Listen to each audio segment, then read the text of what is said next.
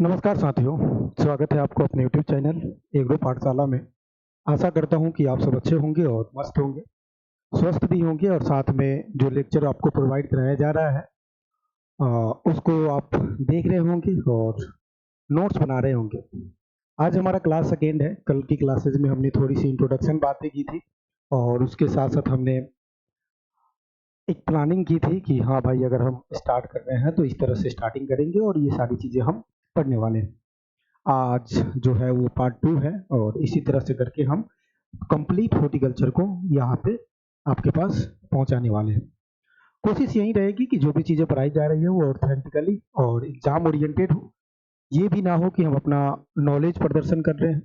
कोशिश साथ में मेरा ये भी है कि आपके पास ये जो कंटेंट पहुँचे इसमें से एग्जाम में हेल्प हो, और जब आप एग्जाम पास करके आओगे, जब आप क्वालिफाई करके आओगे, तो कहीं ना कहीं आप ये चीज़ें बताओगे कि 1% तो आपका, चाहे वो 0.0% ही हो, लेकिन उसमें आप जरूर बताओगे कि आपका भी कंट्रीब्यूशन रहा है।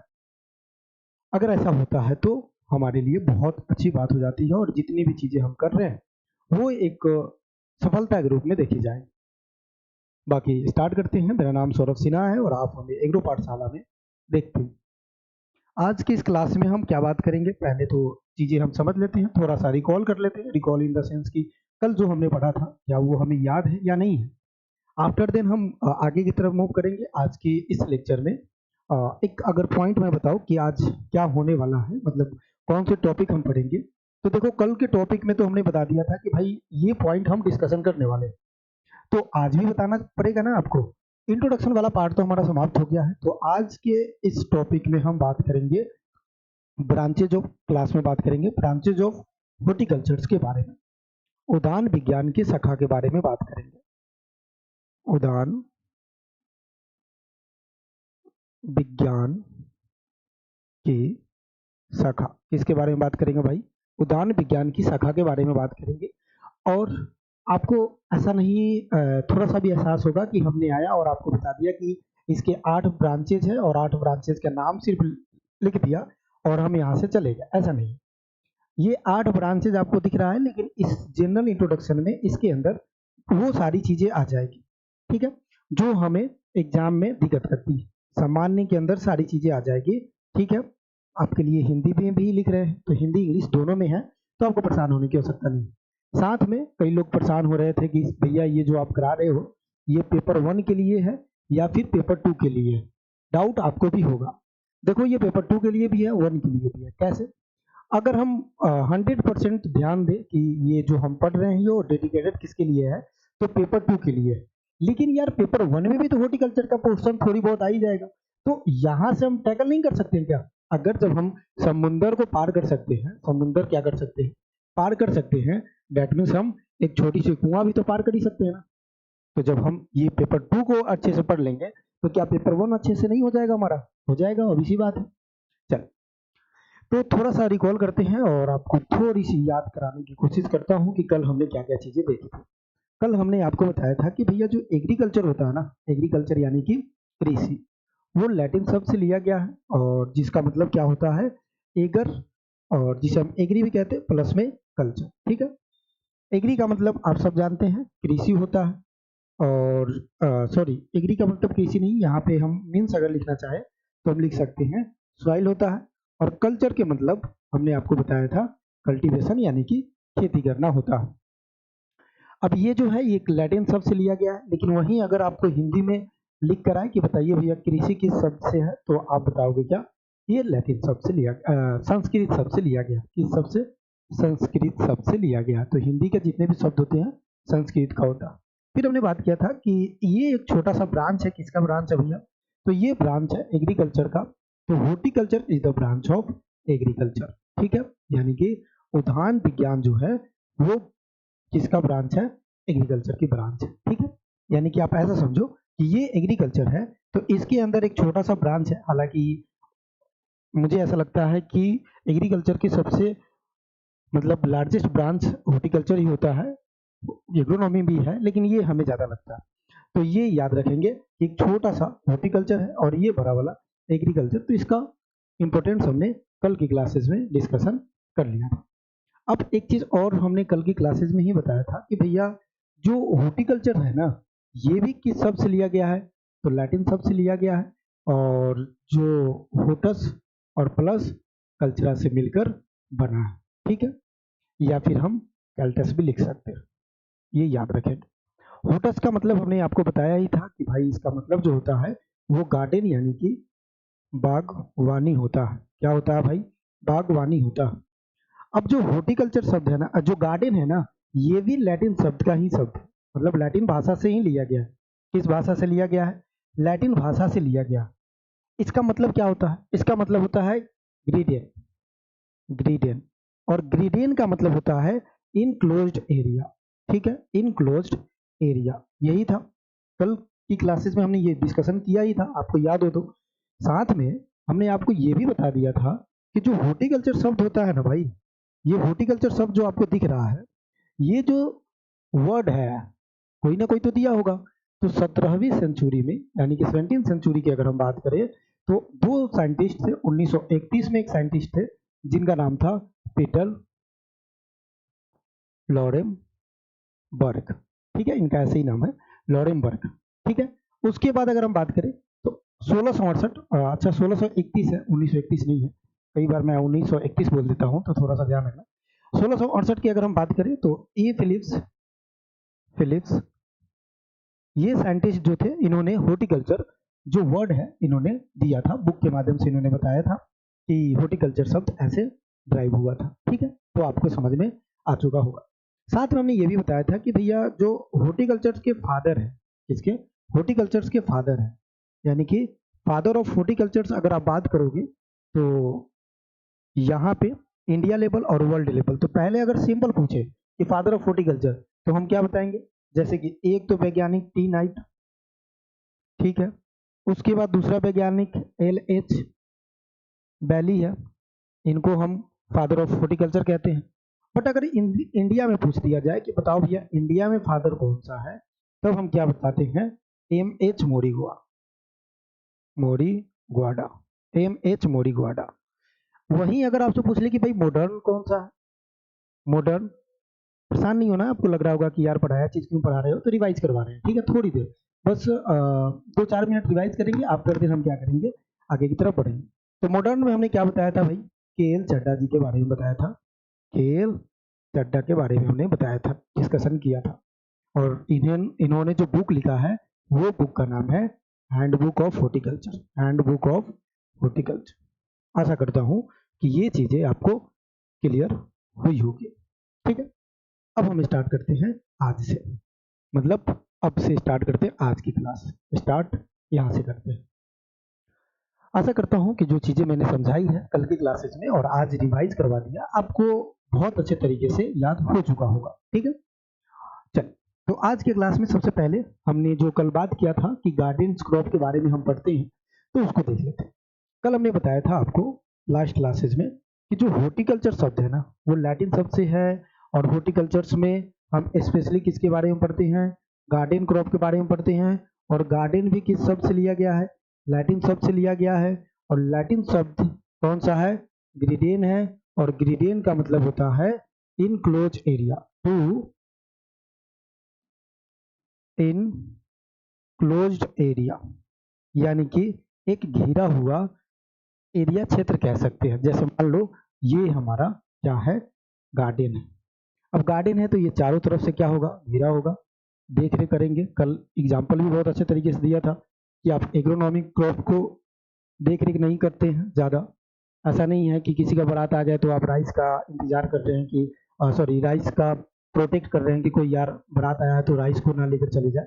लेकिन हॉर्टिकल्चर क्रॉप है तो अगर आपके पास मैंगो का बागवानी है, अभी आप उस चीज को प्रैक्टिकली देखा भी होगा, अगर आपके पास बागवानी है तो आप उस बागवानी में क्या करते हैं? रखवाली करते हैं, चले जाते हैं वहां पे कि ताकि कोई यहाँ से फल वगैरह लेकर नहीं चला जाए, क्योंकि अपने जैसे भी तो बहुत लोग हैं इस दुनिया में, जो आप अगर नहीं भी हो तो हम वहां से तोड़ कर खा ही सकते हैं। तो इसके अंदर जो भी क्रॉप हम ग्रो करते हैं ना, जो भी प्लांटेड हम ग्रो करते हैं, जिसको बहुत अच्छे तरीके से केयर करते हैं, जिसको बहुत अच्छे तरीके से देख रेख करते हैं, उस पोर्शन को हम कहते हैं गार्डन। और इस गार्डन में क्रॉप जो हम ग्रो करते हैं बागवानी में, उसे हम करते हैं बाग गौ हिंदी बागवानी, बागवानी, इसमें हम ग्रो करते हैं तो इसे हम क्या कहते हैं, हॉर्टिकल्चर कहते हैं। अब आपके मन में आएगा कि भाई बागवानी क्या होता है, गार्डन क्या होता है, आएगा मन में, आना भी चाहिए।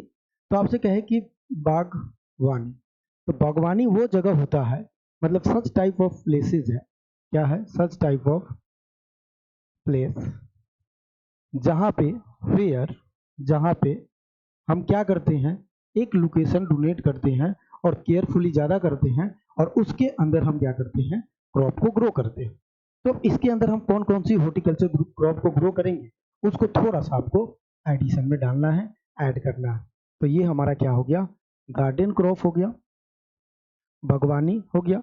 इसके अंदर हम कौन कौन सी क्रॉप लिखेंगे, लगाएंगे, 8 क्रॉप हम इसके अंदर पढ़ सकते हैं, जिसको हम ब्रांचेज में भी क्या करते हैं, कन्वर्ट करते हैं। तो 8 ब्रांचेज आपको एटलीस्ट पता होना चाहिए, क्या होना चाहिए, 8 ब्रांचेज एटलीस्ट पता होना चाहिए आपको, ठीक है। 1 मिनट, थोड़ा सा ब्लर कर रहा है, चलो ठीक है, कभी कभी ब्लर कर लेगा तो थोड़ा सा आपको क्या करना है, कंप्रोमाइज करना है।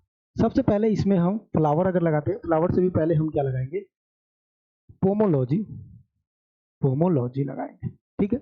दूसरी अगर हम बात करें इसके अंदर, ओलेरी कल्चर लगाएंगे, ओलेरी कल्चर, ओलेरी कल्चर मतलब इसमें हम क्या लगाएंगे भाई, ओलेरी कल्चर, यानी कि वेजिटेबल्स लगाएंगे।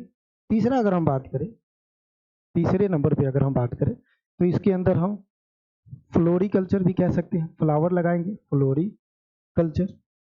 उसके बाद अगर हम बात करें तो इसके अंदर मेडिसिनल, मेडिसिनल प्लांट लगा सकते हैं, ठीक है। उसके बाद अगर हम बात करें तो इसके अंदर एरोमेटिक, सुगंधित फसल, ठीक है, एरोमेटिक प्लांट या एरोमेटिक क्रॉप। उसके बाद अगर हम बात करें तो इसके अंदर हम और क्या क्या लगा सकते हैं, रोपण फसल, जिसे हम प्लांटेशन क्रॉप के नाम से जानते हैं, किस क्रॉप के नाम से जानते हैं, प्लांटेशन क्रॉप के नाम से जानते हैं। आफ्टर देन अगर हम बात करें तो और हम क्या लगा सकते हैं, तो जितने भी क्रॉप हमने लगाया है इसका पोस्ट हार्वेस्ट मैनेजमेंट करते हैं, पोस्ट हार्वेस्ट मैनेजमेंट करते हैं, क्या करते हैं भैया, पोस्ट हार्वेस्ट, हार्वेस्ट मैनेजमेंट करते हैं, क्लियर है। अब पोमोलॉजी जो है उसमें हम फ्रूट के बारे में, यानी कि फल के बारे में पढ़ते हैं। ओलेरी कल्चर है, इसमें हम वेजिटेबल, ठीक है, वेजिटेबल गलत है, वेजिटेबल, वेजिटेबल यानी कि हम बोले तो सब्जी के बारे में पढ़ते हैं। फ्लोरिकल्चर भी 2 प्रकार का होता है, ए नंबर पे कल बताया था हमने, ए नंबर पे ऑर्नामेंटल फ्लावर और ऑर्नामेंटल गार्डन्स के बारे में भी इसी में पढ़ते हैं। उसके बाद दूसरे नंबर पे हमारे पास आता है कमर्शियली फ्लावर, कमर्शियल फ्लावर, जिसके अंदर भी 2 प्रकार के, एक तो हम पढ़ेंगे आगे लूज फ्लावर क्या होता है और एक हम पढ़ेंगे कट फ्लावर क्या होता है, ठीक है। तो आपको कॉलेज के दिन याद दिलवाएंगे जब लूज और कट फ्लावर पढ़ेंगे तो। उसके बाद मेडिसिन में हम मेडिसिनल प्रॉपर्टी, यानी कि एल्कलॉइड्स इसमें पाया जाता है, उसकी प्रॉपर्टीज के बारे में बढ़िया से पढ़ेंगे। एरोमेटिक सुगंधित जो होते हैं जैसे कि नर्मा रोजा हो गया, उसके बाद हमारे पास ये सब चीजें। प्लांटेशन क्रॉप जिसे हम रोपन फसल कहते हैं, रोपन फसल कहते हैं, जिसको हम स्टोर नहीं करते हैं, जिसको हम प्रोसेसिंग के बाद ही यूज कर सकते हैं। पोस्ट हार्वेस्ट मैनेजमेंट, यानी कि पोस्ट हार्वेस्ट मैनेजमेंट करने के बाद हम क्या करते हैं, मतलब इतने क्रॉप को पोस्ट हार्वेस्ट मैनेजमेंट भी करना पड़ता है। तो ये तो हॉर्टिकल्चर गार्डन में हो गया। अब हम ब्रांचेज स्टार्ट करें उससे पहले थोड़ा सा एक बेसिक चीजें कल नहीं बता पाया था, हालांकि कल के ही ये टॉपिक है, तो अब की इस बार तो मैंने पॉइंट नोट कर लिया है कि कोई पॉइंट रह ना जाए, इसलिए मैंने अपना नोट्स भी अपना साथ में रखा है कि कोई पॉइंट आपको छूटना भी नहीं चाहिए, ठीक है। पढ़ाने का मतलब ये भी नहीं है कि हम जो आ रहा है वो पढ़ा रहे हैं, थोड़ी बहुत अगर हम देख भी लेते हैं उस केसेस में आपके पास जो नोट्स मेरे द्वारा बनाया हुआ वो पूरी कंटेंट आपके पास डिलीवर हो जाए। कई बार क्या है ना कि खुद से लिख कर पढ़ाते हैं ना, ये सारी चीजें याद करना पड़ता है, लिख कर पढ़ाना आसान नहीं होता, वैसे में चीजें कुछ छूट जाती है। तो मैं नहीं चाहता हूँ कि आपके नोट्स में कोई ऐसा चीज छूट जाए जो आपके लिए इम्पोर्टेंट हो। तो एक हेडिंग डालिएगा, हालांकि इसको हम अ, बहुत बेहतरीन तरीके से समझेंगे। एक हेडिंग डालिएगा, why need to, why need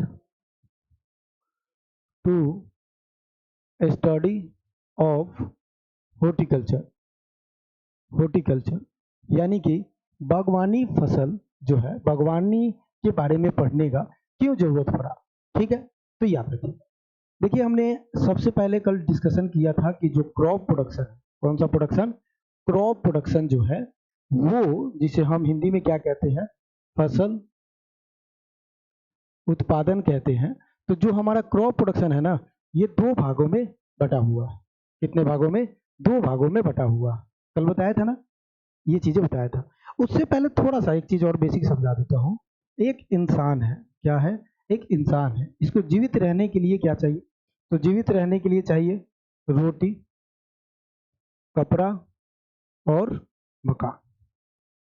यहाँ पे हमें मकान के बारे में नहीं पढ़ना है, कपड़ा के बारे में नहीं पढ़ना है, हमें जो चीजें पढ़नी है वो किसके बारे में, रोटी के बारे में।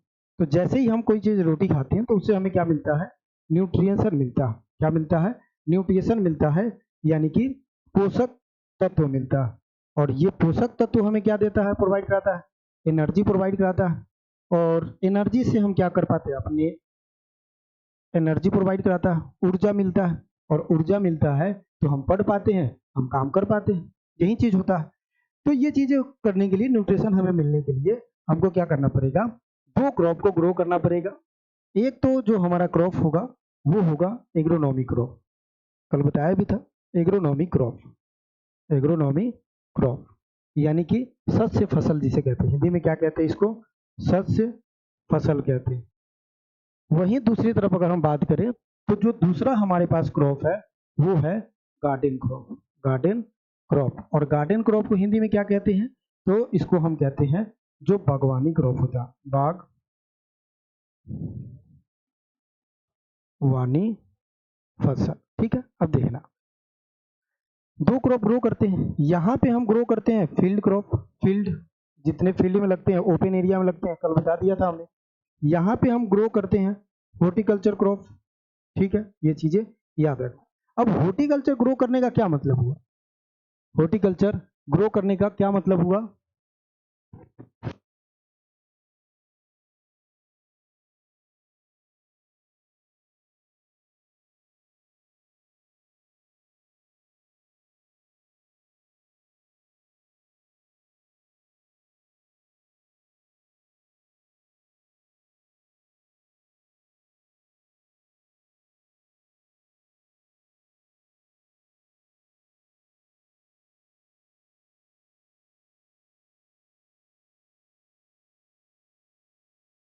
चलिए, तो दो क्रॉप हम ग्रो करते हैं एग्रीकल्चर, मतलब क्रॉप प्रोडक्शन में। अब जो न्यूट्रिशन हमें चाहिए ना, तो हमें जो न्यूट्रिशन चाहिए इंसानों को, न्यूट्रिशन, वो दो प्रकार का न्यूट्रिशन चाहिए। एक जो है वो मेजर चाहिए और एक माइनर चाहिए। एक मेजर, ठीक है, और एक हमें क्या चाहिए, तो माइनर चाहिए। यानी कि आप ऐसे समझो कि दो प्रकार के न्यूट्रिशन होते हैं। ठीक है, एक मेजर होता है जो चाहिए ही चाहिए, अगर हमारे पास कुछ भी नहीं है तो ये जो न्यूट्रिशन है ना, ये जो पोषक तत्व है, ये हमें संभाल कर रखेगा। और स्टार्टिंग पीरियड में हमारे पास यही था सिर्फ। स्टार्टिंग पीरियड में अगर हम बात करें ना, तो हम ये एग्रोनॉमिक क्रॉप बहुत ज्यादा ग्रो करते थे as compare to horticulture. Horticulture को सिर्फ एक शोभा बढ़ाने के लिए, एस्थेटिक्स सही लगे, मतलब शोभा अच्छा लगे घर का, ब्यूटिफिकेशन सही लगे, इसलिए हम गार्डन क्रॉप को ग्रो करते थे। लेकिन जो मेन पर्पज था वो हॉर्टिकल्चर एग्रोनॉमिक क्रॉप था। कैसे, यहाँ समझते हैं। देखो, इंसान को जीवित रहने के लिए जो मेजर न्यूट्रिशन की जरूरत है ना, वो है CHO, कार्बोहाइड्रेट जिसे कहते हैं, वो है फैट जिसे हम कहते हैं, और वो है प्रोटीन। क्या है, प्रोटीन। और फैट को हम क्या कहते हैं, स्टोरेज फूड के नाम से जानते हैं, स्टोरेज फूड। पहले तो हम जो खाते हैं कार्बोहाइड्रेट से एनर्जी प्राप्त होता है, उसके बाद फूड फैट से होता है, और उसके बाद पल्सेस से होता है। क्लियर। जो कार्बोहाइड्रेट है, C4 कार्बोहाइड्रेट स्टार्ट होगा, और C4 सीरियल से पूरा हो जाता है। किससे पूरा हो जाता है, अनाज से पूरा हो जाता है। किससे, अनाज से पूरा हो जाता है, पहली चीज। दूसरा, ये जो फैट है ना, ये वाइल्ड सीड से पूरा हो जाता है। ठीक है, यानी कि तेल वगैरह हम ज्यादा खाते हैं, वहां से हमें फैट, ऐसे बोला भी जाता है कि बाहर के सामान मत खाया करो, ज्यादा जो वायली चीज है वो मत कंज्यूम किया करो। प्रोटीन जो है ना, वो हमें पल्सेस से प्राप्त होता है, यानी कि हम कह सकते हैं कि दलहनी पौधे से, ये तिलहनी पौधे से, ये सीरियल से प्राप्त होता है। तो इंसान को जीवित रहने के लिए तो ये तो मोर देन इनफ है। अगर उसके अंदर सही से कार्बोहाइड्रेट है, फैट है, प्रोटीन है, तो जीवित हो सकता है। लेकिन लेकिन आपने एक चीज देखा है कोविड 19 के बाद आपने एक चीज तो देखा ही होगा 2021, 2020 और 2022 के आसपास में जब कोविड आया था तो लोग कहते थे कि जिसका इम्यूनिटी सिस्टम बहुत खराब है ना उसको क्या कर रहा है, कोरोना अटैक कर रहा है। तो क्या इससे इम्यूनिटी सिस्टम मजबूत हो सकता है? ये तो चलो ठीक है, सर्वाइवल के लिए तो हमारे पास ये चाहिए ही चाहिए। अभी जो हम बोल रहे हैं ये एनर्जी जनरेट हो रहा है, अभी जो हम चलेंगे, मान लो कि हम कुछ दिन खाना नहीं खा रहे, कुछ घंटे खाना नहीं खा रहे, तो फैट है हमारे पास, यहाँ से भोजन मिलना स्टार्ट हो जाएगा। लेकिन उस केसेस में हम ये देखते हैं कि भाई यहाँ तो जरूरी है ही है, लेकिन कुछ ऐसे न्यूट्रिशन के भी जरूरी है जो हमें इम्यूनिटी सिस्टम को मजबूत करता है। और वैसे में हमें क्या क्या जरूरी है? तो माइनर जो हमारे पास न्यूट्रिशन होता है वो होता है हमारे पास फाइबर, जिसे हम रेसे कहते हैं। दूसरा जो हमारे पास होता है मिनरल्स, जिसे हम खनिज कहते हैं। और तीसरा जो हमारे पास होता है वो होता है हमारे पास क्या, विटामिन। विटामिन, विटामिन, ठीक है।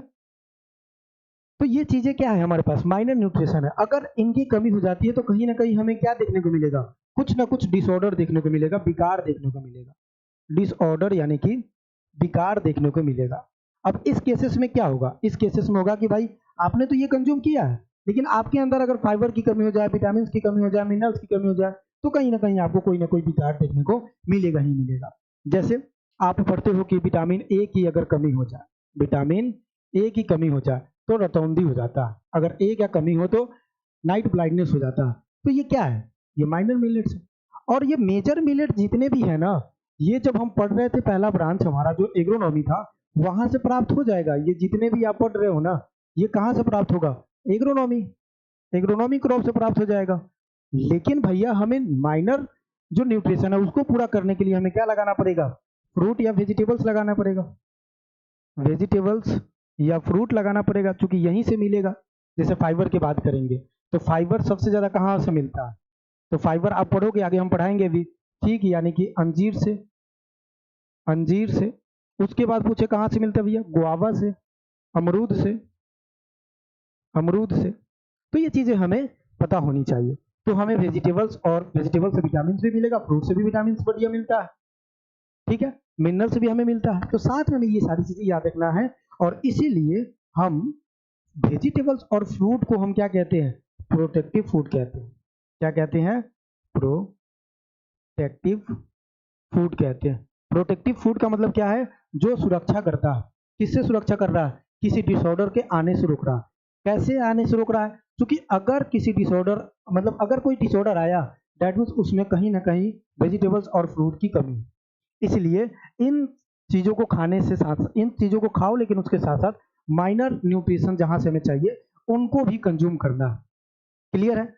और इसको हम क्या कहते हैं, प्रोटेक्टिव फूड कहते हैं। ये 2021 में 24 में शायद बीओ का एग्जाम हुआ था, शायद आप लोग तो बहुत अच्छे तरीके से जानते होंगे। तो बीओ के एग्जाम में पूछा गया था कि बताओ प्रोटेक्टिव फूड कौन सी है। शायद भाई देख लेना थोड़ा सा, मुझे जहां तक याद है आपसे पूछे प्रोटेक्टिव, प्रोटेक्टिव फूड, तो उसमें ऑप्शन क्या था भैया, तो वेजिटेबल्स था और उसके साथ साथ फ्रूट था। तो ये आपका राइट आंसर हो जाए।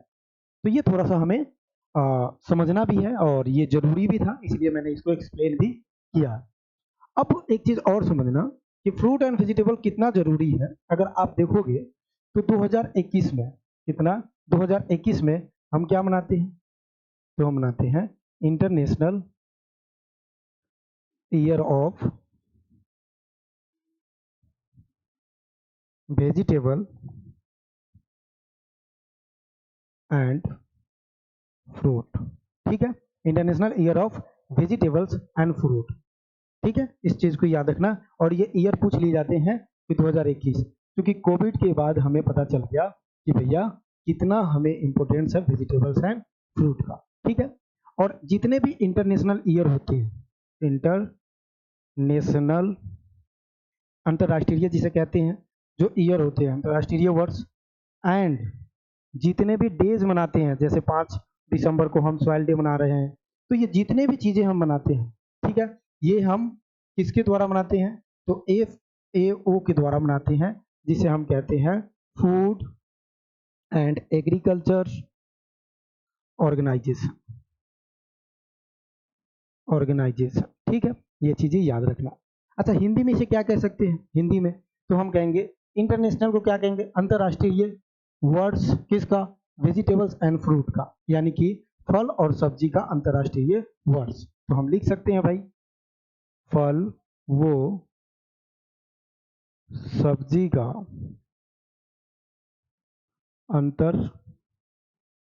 अंतरराष्ट्रीय words.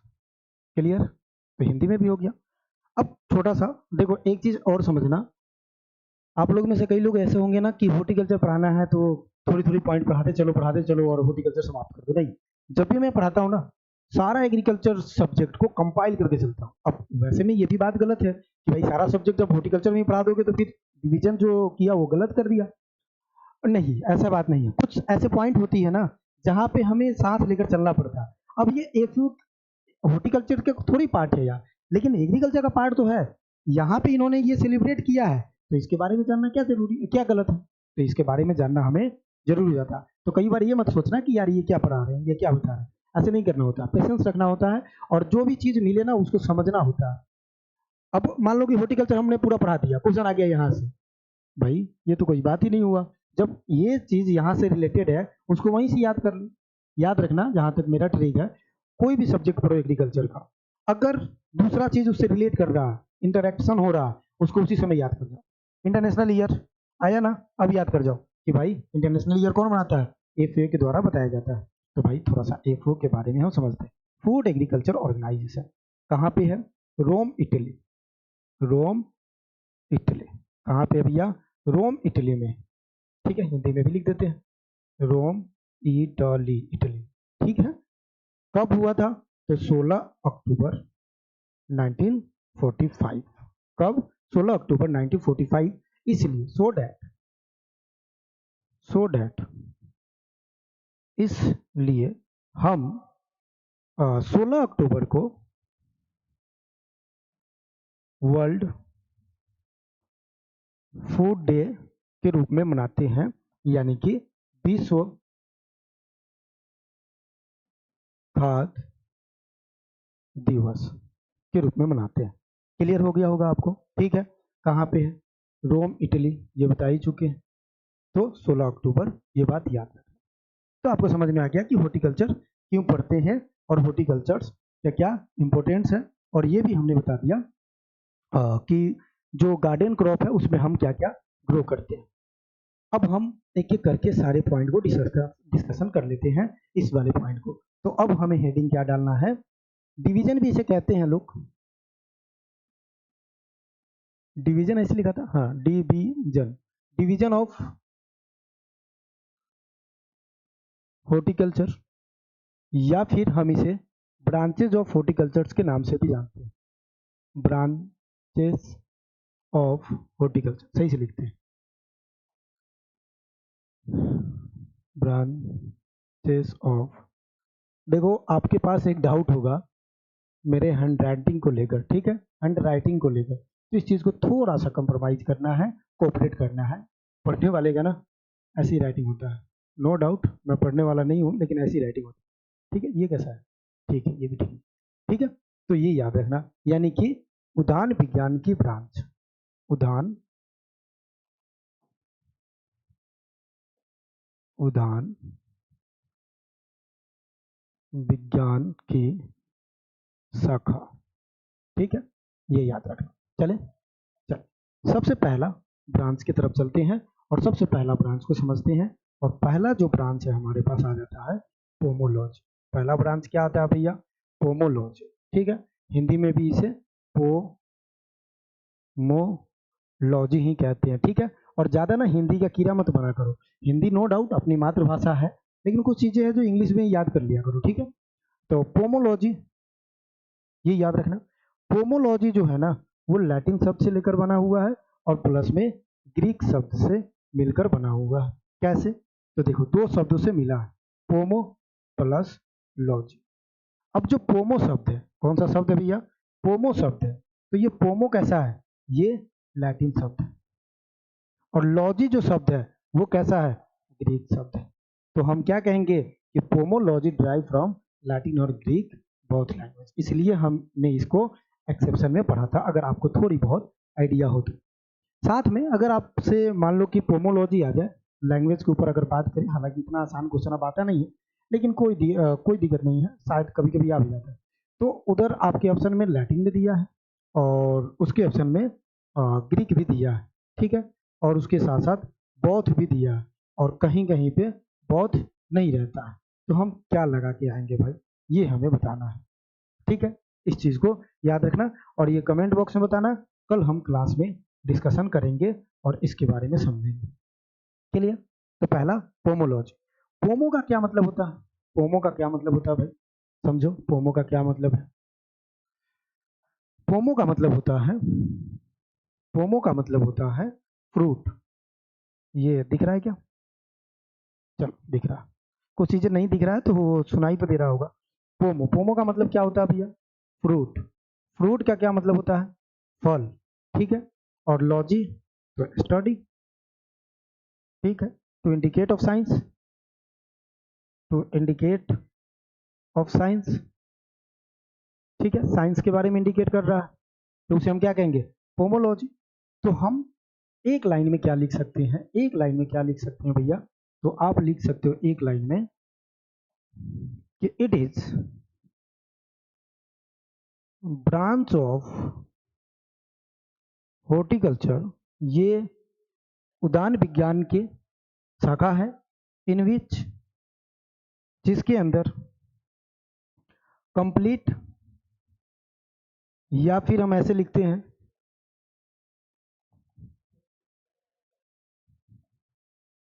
Scientific study of fruit, यानी कि क्या हम बोल सकते हैं कि फ्रूट की कंप्लीट स्टडी करना, कि फ्रूट का ओरिजिन कहाँ है, फ्रूट क्या होता है, फ्रूट का फॉर्मेशन कैसे होता है, फ्रूट एक्चुअल में क्या होता है, फ्रूट क्लासिफिकेशन क्या होता है, फ्रूट को हम क्या बोलते हैं, ये सारी चीजें क्या कहलाएगा, तो ये कहलाएगा पोमोलॉजी कहलाएगा। एक शब्दों में ये चीजें हम लिख सकते हैं कि पोमोलॉजी आखिर ये होता क्या है। अब एक चीज और याद रखना, कल ही मैंने बताया भी था कि फादर ऑफ पोमोलॉजी किनको कहते हैं, तो ये चीजें आपको नोट डाउन कर लेना है और संज्ञान में रखना है, यहाँ से क्वेश्चन पूछे जाते हैं, ठीक है। चलिए भाई, यहाँ से क्वेश्चन बनते हैं। तो अगर आपसे पूछा जाता है कि बताइए फादर ऑफ, सिर्फ फादर ऑफ पोमोलॉजी पूछा जा रहा है, वर्ड पे ध्यान दीजिएगा, सेंटेंस पूछा क्या जा रहा है, क्वेश्चन पूछा क्या जा रहा है। तो father of pomology, simple father of pomology अगर पूछता है आपसे तो चार्ल्स डार्विन होता है, ठीक है, चार्ल्स डार्विन, ठीक है, चार्ल्स चार्ल्स डार्विन, देख लेना भाई थोड़ा सा हिंदी, ठीक है, बाकी इंग्लिश में याद रखना इसको। दिखाई दे रहा है, हाँ दिखाई दे रहा है। बट एक चीज तो और छूटी गया ना, कि अगर देखो सिर्फ अगर पूछे कि फादर ऑफ पोमोलॉजी तो आप क्या बताओगे, चार्ल्स डार्विन बताओगे, क्लियर है, ठीक है। लेकिन आपसे पूछे कि भाई पोमोलॉजी जो है उसके सिस्टमैटिक फादर के बारे में बताओ, सिस्टमैटिक फादर, ठीक है, तब आप क्या चार्ल्स डार्विन को बताओगे, नहीं, तब गलत हो जाए। तब कल बताया था हमने आपको साइंटिस्ट के बारे में, तो वहां पे डिस्कशन किया था कि अगर आपसे पूछे कि सिस्टमैटिक फादर, ठीक है, सिस्टमैटिक फादर ऑफ पोमोलॉजी, तो आप क्या बताओगे। सिस्टमैटिक फादर की बात करें तो डिकेंडेल, डिकेंडेल, और डिकेंडेल मेटोलॉजी में याद रखेंगे कि इन्होंने 1900 में 1900 में सबसे पहली बार इन्होंने क्लासिफिकेशन ऑफ क्लाइमेट दिया था, क्लासिफिकेशन, इस बात को लिख लेंगे, ऑफ क्लाइमेट, या क्लाइमेट क्लासिफिकेशन हम जिसे हम कहते हैं, यानी कि जलवायु वर्गीकरण, जलवायु वर्गीकरण दिया था, ठीक है। क्लाइमेट क्लासिफिकेशन जब मेट्रोलॉजी पढ़ाएंगे ना तो वहां पे डिटेल से पढ़ाएंगे, ठीक है। और इन्होंने क्या दिया था, तो ऑन द बेसिस ऑफ, ऐसे लिखेंगे, बेस्ड ऑन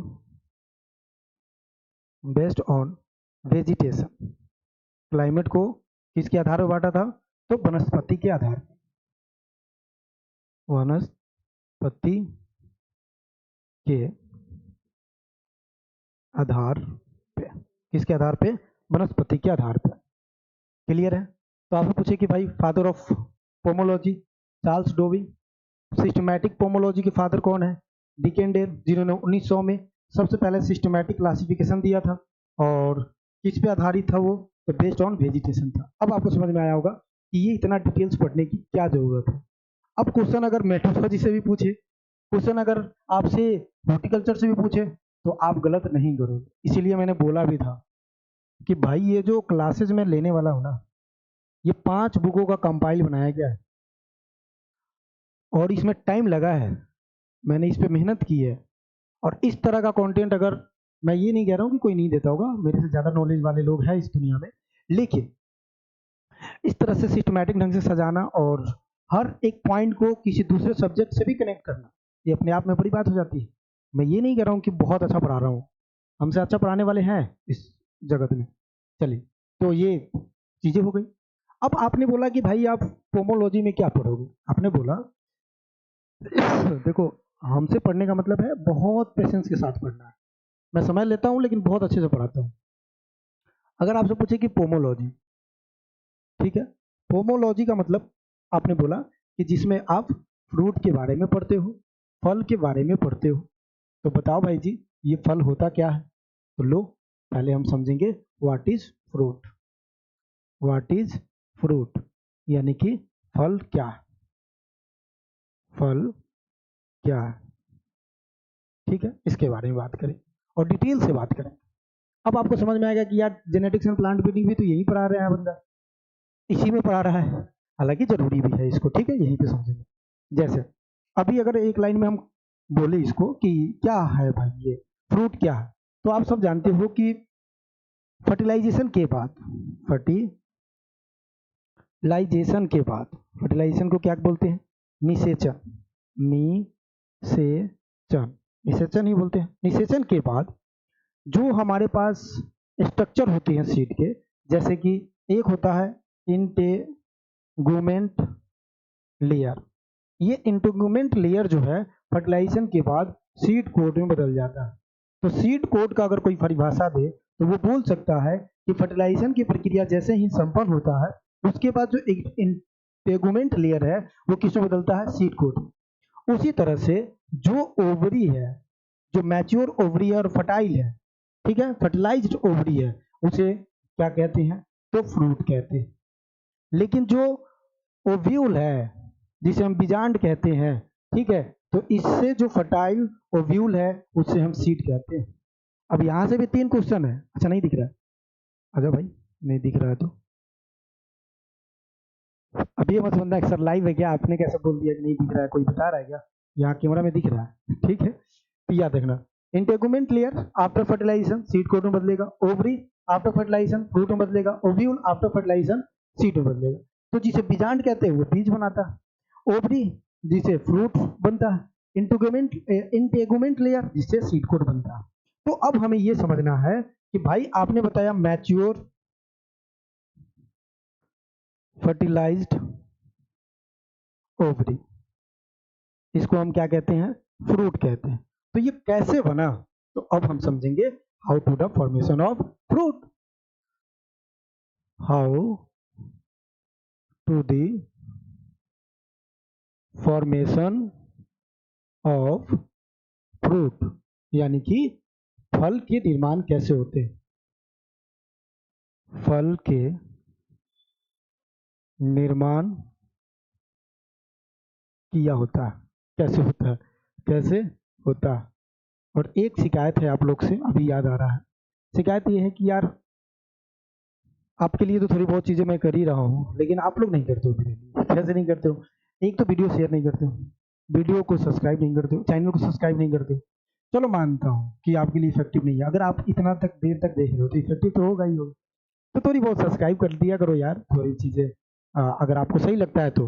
मैं ये भी कहता हूँ सही लगता है तो, अदरवाइज आपकी मर्जी है कि आप क्या करोगे। साथ में कुछ करो या ना करो, आप फीडबैक दिया करो। ठीक है। फीडबैक से क्या होगा ना, चाहे वो पॉजिटिव हो चाहे वो निगेटिव हो, मैं कभी नहीं डरता हूँ निगेटिव फीडबैक से। कोई बोलता है कि सर आपको बिल्कुल नहीं पढ़ाने आता है, मैं ये स्वीकार करता हूँ कि यार इसने बताया तो कुछ भी चीजें तो बताया है कि हाँ बुरा पढ़ा रहे हैं तब तो बता रहा है, तो आप ये चीजें बताओ। अगर पॉजिटिव है तो और मोटिवेशन मिलेगा कि यार यार मोटिवेशन है। आज जैसे शेड्यूल मेरा बिजी था, लेकिन फिर भी मैंने आपसे वादा किया, और 500 व्यूज आना थ्योरी क्लासेज में बहुत बड़ी बात है मेरे लिए, किसी दूसरे के लिए नहीं, मेरे लिए। उस केसेस में यार मैंने अपना शेड्यूल चेंज करवाया और मैंने क्लासेस लेना स्टार्ट किया। नहीं, ये चीजें पहले जरूरी है, मैंने वादा किया है तो किया है। ठीक है, चलो। और जो लोग सोच रहे हैं ना कि भाई आप आते हो पढ़ा के चले जाते हो, कुछ दिन फ्री में पढ़ा के चले जाते हो, भाई मैं आपके लिए तैयारी कर रहा था, आप देखो कंटेंट किस तरह जाएगा। ठीक है, चलो आ जाओ। फल के निर्माण कैसे होते हैं? तो फल का निर्माण तो कैसे होगा भाई? फल का निर्माण तो यही होगा कि जो ओव्यूल है वो क्या बनाएगा, फ्रूट बनाएगा, फल बनाएगा। जो सीड है, सीड कोट, वो किससे बनेगा, इंटेगुमेंट लेयर से बनेगा। जो बीज है, सीड है, वो भी किससे बनेगा, तो वो ओव्यूल से, बीजांड से बनेगा। और ओवरी से क्या बनेगा, अच्छा यहाँ ओवरी नहीं लिखा, ओवरी से क्या बनेगा, ठीक है, तो फ्रूट बनेगा। तो इसको समझना बहुत जरूरी है। और इसको समझने के लिए जैसे हमने बोला ना कि how to formation of fruit, तो फ्रूट का फॉर्मेशन तो ऐसे होगा, लेकिन ये प्रोसेस क्या कहलाती है, तो इसको समझने के लिए फ्लावर स्ट्रक्चर समझना पड़ेगा, यानी कि स्ट्रक्चर ऑफ फ्लावर। आपको लग रहा होगा कि कहाँ चल रहे हैं, वही चल रहे हैं, परेशान मत होना। स्ट्रक्चर ऑफ फ्लावर, ठीक है, यानी कि पुष्पन के संरचना। ठीक है, पुष्पन के संरचना, पुष्पन के संरचना। आ जाओ फिर पुष्पन के संरचना समझते हैं। इसके लिए हमें एक फ्लावर स्ट्रक्चर बनाना पड़ेगा। शायद अगर सुंदर नहीं बनेगा तो हंसना नहीं है, और आ, खुद को सुंदर बनाने की कोशिश करना है। चलो आगे फ्लावर का स्ट्रक्चर बनाते हैं, यहाँ से स्टार्ट कर लेते हैं फ्लावर स्ट्रक्चर। पहले ही गलत हो गया, बताओ। यहाँ से स्टार्ट कर लेते हैं फ्लावर स्ट्रक्चर को। हमें जिस तरह से आ रहा है उसी तरह से बना रहे भैया, हंसेगा कोई नहीं। ठीक है, आप लोग भी साथ में बनाते रहना।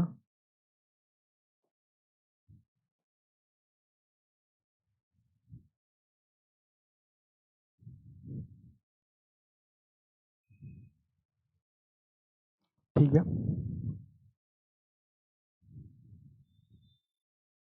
बिल्कुल कोई नहीं हंसेगा।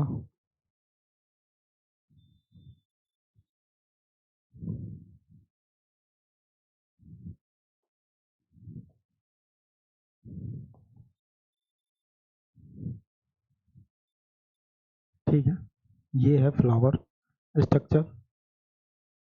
ठीक है, जिस पे ये फ्लावर होता है ना, मतलब ये जो एग है, ये जो पार्ट रुका हुआ है, इसको हम कहते हैं थैलेमस। ठीक है, इसको हम रेसिपेटिकल भी कहते हैं। ठीक है, थैलेमस रेसिपेटिकल भी कहते हैं। ठीक है, अब इसके नाम को लिख देते हैं भाई। ये जो पार्ट आप देख रहे हो इसमें दो इस तरह के बने होते हैं, ये जो पार्ट आप देख रहे हो इसमें दो बने होते हैं। ठीक है, इसको हम कहते हैं एंथर। क्या कहते हैं, एंथर। ठीक है, इसको थोड़ा इंग्लिश में ही याद रखना, बाकी हिंदी में लिख दूंगा। ठीक है, परेशान होने के, अच्छा कट रहा है, थोड़ी सी कटने तो देंगे नहीं, चलिए भाई ये याद रखना। उसके बाद ये जो होता है ना लाइन, इसको हम कहते हैं फिलामेंट। क्या कहते हैं, फिलामेंट। क्लियर।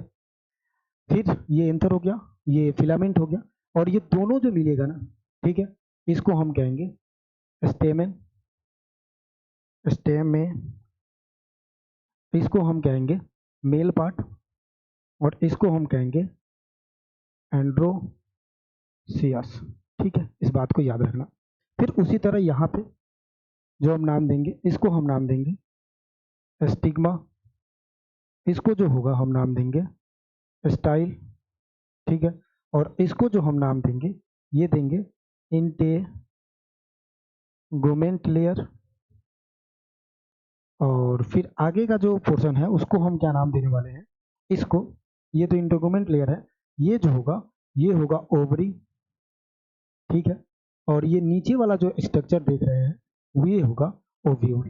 ठीक है, और ये चारों कंपोनेंट मिलाकर क्या बनेगा, फीमेल पार्ट। ये दिख रहा है? नहीं दिख रहा है, ठीक है, कोई बात नहीं, थोड़ा सा छोटा कर देता हूँ, शायद दिख जाए।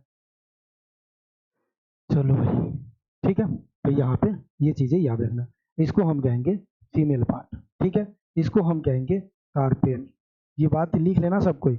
इसको हम कहेंगे पिस्टिल और इसको हम कहेंगे गाइनोसियस, सीएस, ठीक है, तो ये नाम है, क्लियर है। और इसको हम कहेंगे पेडिसिल, क्या कहेंगे? पेडिसिल, जिसपे फ्लावर रुकते हैं उसे हम क्या कहते हैं? पेडिसिल कहते हैं, ठीक है, ये क्लियर होगा आपको थोड़ी बहुत। ये फ्लावर का स्ट्रक्चर है। अब नोट करके एक बात लिख लेना, एग्जाम में पूछे जाते हैं, नोट करके एक बात क्या लिखना कि अगर ये फ्लावर फर्स्ट टाइम ओपन हो रहा, भाई फ्लावर ओपन होगा, वेजिटेटिव पार्ट ग्रो होगा, फ्लावरिंग आएगा तो फ्लावर ओपन होगा, तो फर्स्ट टाइम, अगर फर्स्ट टाइम ऐसे लिखते हैं,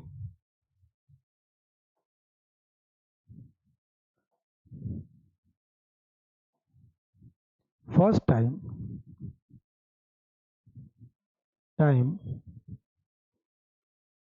ओपनिंग ऑफ फ्लावर, उसे हम कहते हैं एंथेसिस, एंथेसिस, ठीक है, क्या कहते हैं? तो लिख लेना एंथेसिस, हिंदी में क्या लिख लेना? एंथेसिस, ठीक है, ऐसे दिख रहा है? ये नहीं दिख रहा, अच्छा यहाँ तक तो दिख रहा। तो फर्स्ट ओपनिंग ऑफ फ्लावर को हम एंथेसिस कहते हैं। हालांकि ये क्यों बताया है, यहाँ फ्रूट बनेगा, यहाँ सीड बनेगा, यहाँ इंटेगुमेंट लेयर बनेगा, इस पार्ट को समझना है तो इस पार्ट को तो समझना पड़ेगा भाई, तो इसलिए हमने आपको ये चीजें ड्रॉ की है कि ये चीजें ये होता, समझ में आ गया होगा आपको कि कौन क्या होता है। साथ में दूसरा जो नाम छूट गया है उसको भी लिख लेते हैं। ये जो चीज आप देख रहे हो ना, इसको हम कहते हैं पेटल, और ग्रुप और पेटल, ग्रुप ऑफ पेटल, उसको हम क्या कहेंगे? उसको हम कहेंगे क्लोरा, क्लोरा, ठीक है। हाँ, उसके बाद ये जो नीचे वाला पोर्शन आप देख रहे हो, कौन सा कलर लूं? रेड ले लेता हूँ। ये जो नीचे वाला देख रहे हो, इसको हम कहते हैं कार्पेल, क्या कहेंगे? कार्पेल, एक मिनट फोन आ गया, चलो इसको हम क्या कहेंगे? कार्पेल कहेंगे, सॉरी कार्पेल कह रहे हैं, क्या लिख दिया, इसको हम सेपल कहते हैं, यार फोन पे दिमाग चला गया, क्या कहते हैं इसको? सेपल कहते हैं, लिख लेना सेपल। और ग्रुप ऑफ सेपल आपसे पूछे कि क्या कहलाता है, तो कैलिक्स कहलाता है। क्या कहलाएगा भैया? कैलिक्स कहलाएगा। तो ये फ्लावर पार्ट है, नोट तो करना है, इसको बनाना भी है, और इतना डिटेलिंग करवा रहे हैं, इसका जरूरत भी था इसलिए डिटेलिंग करवाया जा रहा है, तो ये चीजें आपको नोट करना है। साथ में आ जाओ, अब इसके अलग अलग स्ट्रक्चर को देखते हैं।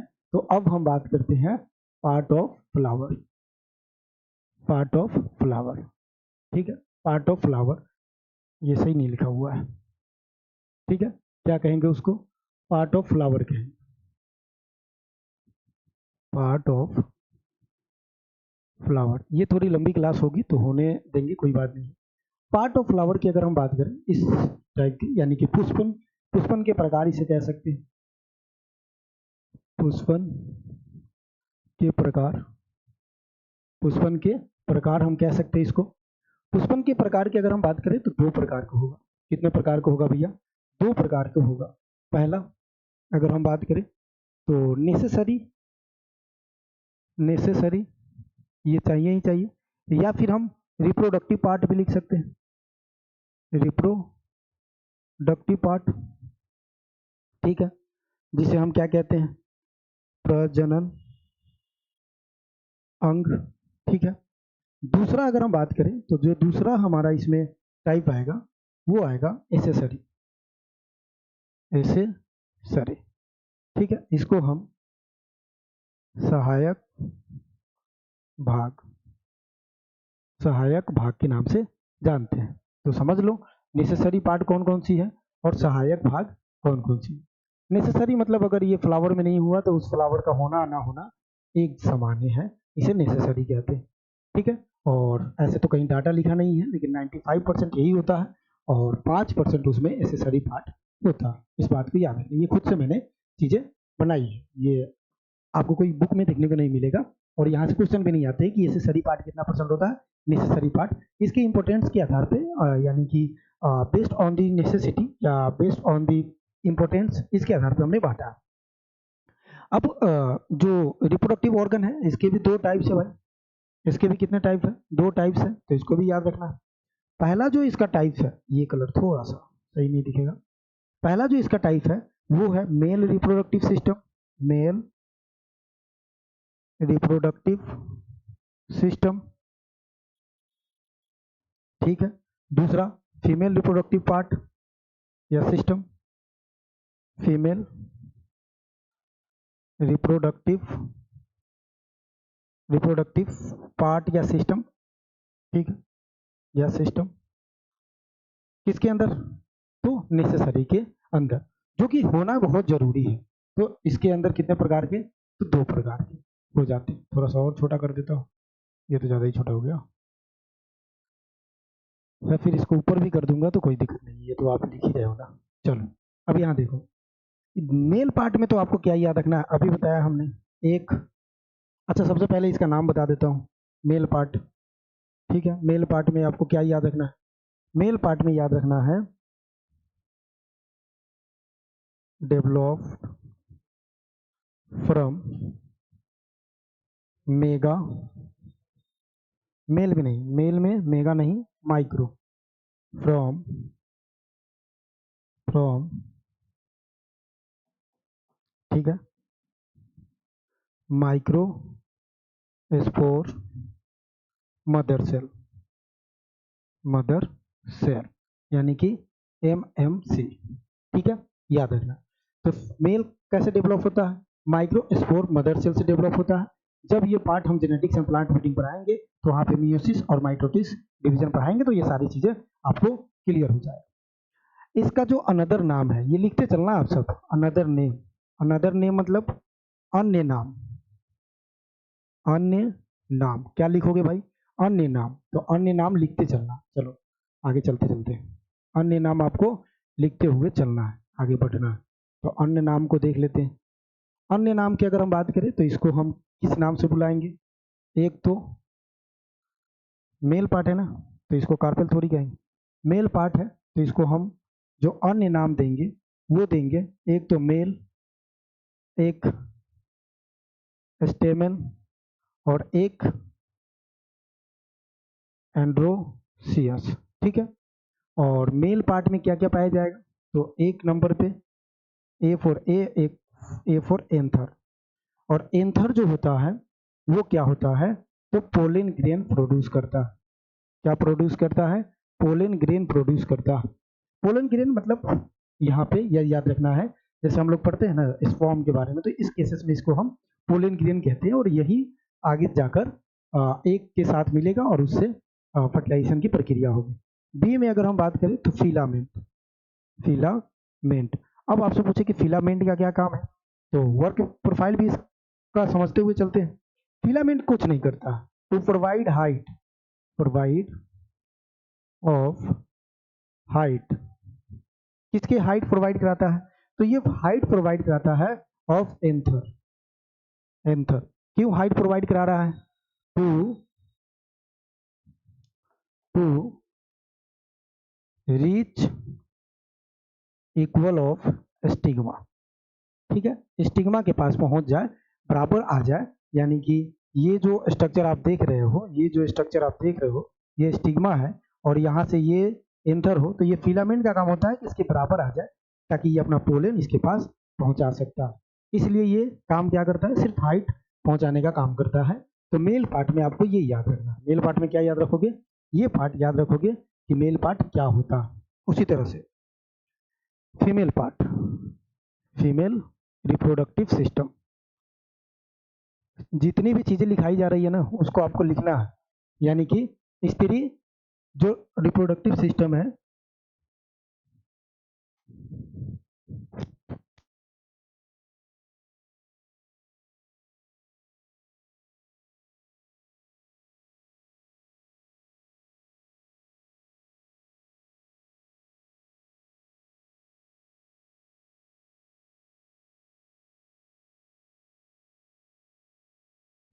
ठीक है, तो ये फीमेल रिप्रोडक्टिव सिस्टम का पार्ट है। फीमेल रिप्रोडक्टिव सिस्टम की अगर हम बात करें तो याद क्या रखना है, सबसे पहले ये डेवलप कैसे होगा,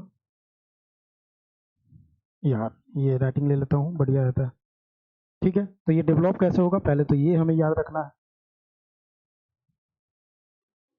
developed from mega spore mother cell, mother cell, सबसे पहला ये याद रखना है। इसमें कौन कौन से पार्ट हो जाएगा, सबसे पहला पार्ट स्टिग्मा, दूसरा पार्ट स्टाइल, और तीसरा पार्ट ओवरी।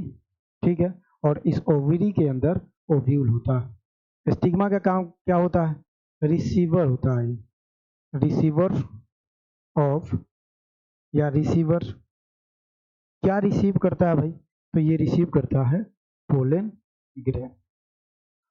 ठीक है, receiver of pollen grain, pollen grain को ये रिसीव करता है। स्टाइल की बात करें तो स्टाइल ये